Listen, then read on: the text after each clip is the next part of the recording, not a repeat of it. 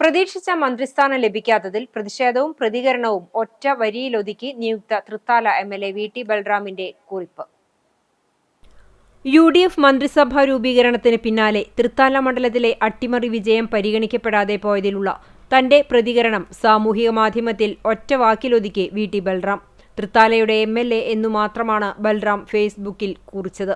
Post വന്ന് മണിക്കൂറുകൾക്കകം തന്നെ ഒട്ടേറെ പേർ പിന്തുണയുമായി കമന്റ് ബോക്സിൽ എത്തിക്കഴിഞ്ഞു. മണ്ഡലത്തിൽ ശക്തനായ എക്സൈസ് തദ്ദേശ സ്വയംഭരണ വകുപ്പ് മന്ത്രി എം.ബി. രാജേഷിനെ കീഴടക്കിയാണ് വി.ടി. ബൽറാം തൃത്താല മണ്ഡലം യു.ഡി.എഫിനായി തിരിച്ചുപിടിച്ചത്. ഈ വലിയ അട്ടിമറി വിജയത്തിന്റെ പശ്ചാത്തലത്തിൽ ഞായറാഴ്ച ഉച്ചവരെ മാധ്യമങ്ങളിലെ മന്ത്രിസ്ഥാന ചർച്ചകളിൽ വി.ടി. ബൽറാമിന്റെ പേരും സജീവമായി ഉയർന്നുകേട്ടിരുന്നു. എന്നാൽ ഉച്ചയ്ക്ക് ശേഷമുള്ള രാഷ്ട്രീയ ചർച്ചകളിൽ മറ്റു ചില പേരുകൾ കടന്നുവരികയും ബൽറാമും ഷാനിമോൾ ഉസ്മാനും ഉൾപ്പെടെയുള്ള പ്രമുഖർ അന്തിമ പട്ടികയിൽ നിന്നും ഒഴിവാക്കപ്പെടുകയുമായിരുന്നു.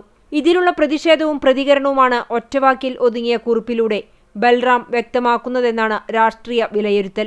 അതേസമയം ഈ കുറിപ്പിന് പിന്നാലെ പുതിയ യു.ഡി.എഫ് മന്ത്രിമാരുടെ പട്ടിക പങ്കുവച്ചുകൊണ്ടുള്ള മറ്റൊരു പോസ്റ്റും ബൽറാമിന്റെ അക്കൗണ്ടിൽ പ്രത്യക്ഷപ്പെട്ടു. ജനങ്ങളാണ് മുഖ്യം.